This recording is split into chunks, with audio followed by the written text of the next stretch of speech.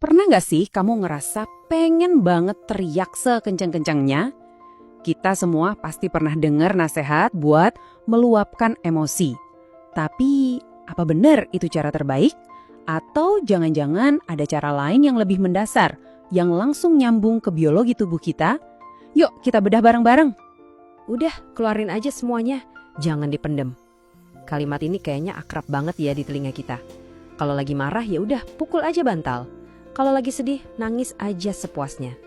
Secara naluriah, kayaknya ini tindakan yang paling bener kan?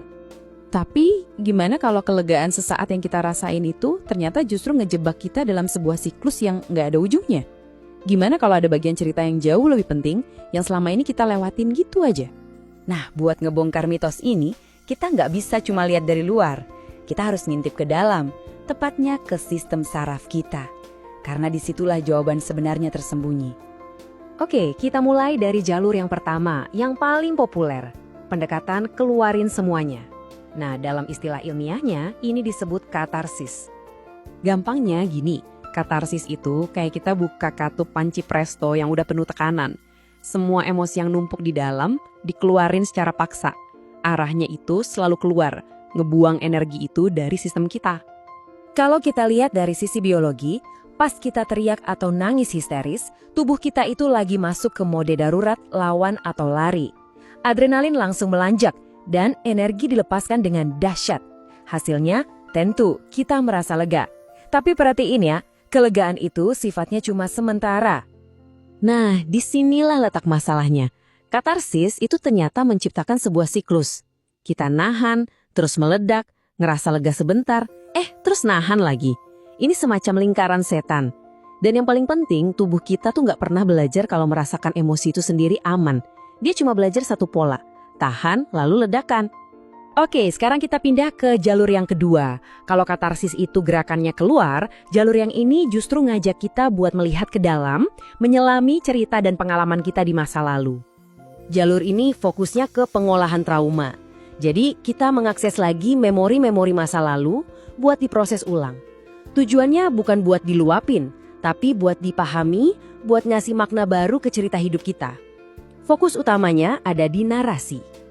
Tapi, tunggu dulu. Ada satu syarat mutlak yang sering banget dilupain. Menggali masa lalu itu ibarat ngebongkar menara balok yang udah rapuh. Kalau fondasi kita nggak kokoh, maksudnya kalau tubuh kita nggak dalam kondisi yang stabil, upaya ini malah bisa jadi bumerang. Bukannya sembuh, kita malah bisa-bisa memicu ulang trauma itu. Dan fondasi inilah yang ngebawa kita ke jalur ketiga. Ini dia, potongan puzzle yang hilang, kunci yang ternyata bisa membuka segalanya. Inilah yang disebut regulasi. Arahnya unik banget, bukan keluar kayak katarsis, bukan juga ke dalam kayak mengolah cerita, arahnya itu ke bawah. Maksudnya, tujuannya adalah untuk menurunkan volume atau intensitas sistem saraf kita, membawa kita kembali tenang dan benar-benar hadir di dalam tubuh kita. Perbedaannya kelihatan jelas banget di sini. Regulasi itu bukan tentang teriak-teriak, bukan juga tentang sibuk nyari, kenapa aku begini? Tapi ini tentang merasakan. Merasakan sensasi sesak di dada, atau rasa hangat di perut, dan ngebiarin itu semua ada, tanpa perlu dilawan. Nah, ini dia inti perbedaannya. Hasil dari regulasi itu bukan ledakan kelegaan yang dramatis.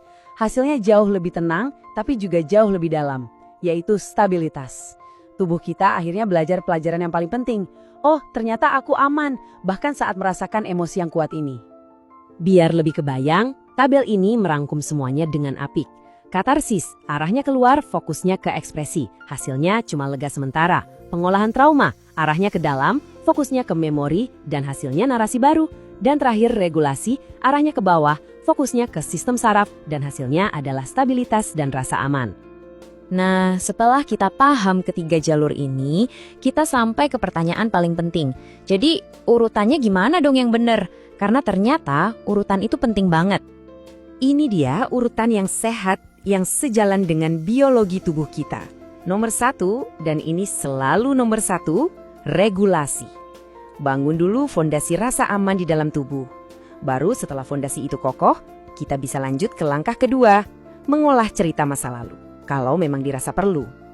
Dan yang terakhir, ekspresi emosi akan mengalir dengan sendirinya secara alami dan sehat, bukan lagi dalam bentuk ledakan yang merusak. Kenapa urutan ini krusial banget? Coba deh bayangin, emosi kita itu kayak gunung es.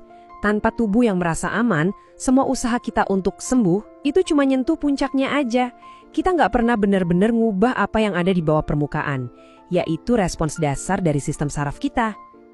Saya mau tutup pembahasan kita kali ini dengan kutipan yang menurut saya kuat banget.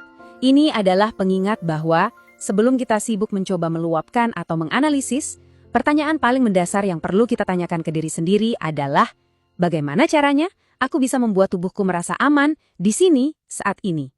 Mungkin jawaban dari pertanyaan itulah awal dari penyembuhan yang sejati.